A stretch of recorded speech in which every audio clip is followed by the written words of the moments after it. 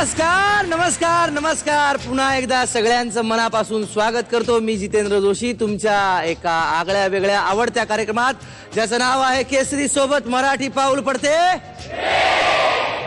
मित्र, जगभर विखुरलेल्या मराठी माणसांनी वेगवेगळ्या क्षेत्रांमध्ये आपल्या पावलांचा ठसा उमटवलेला आहे।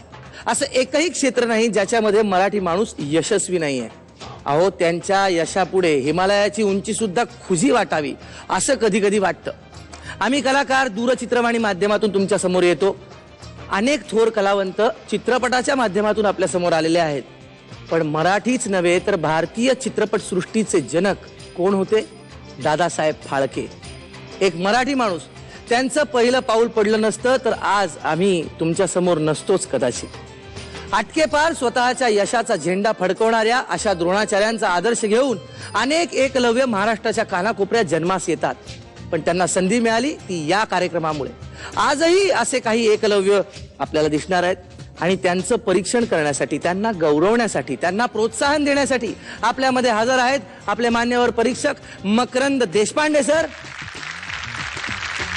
आणि मुग्धा गोडसे।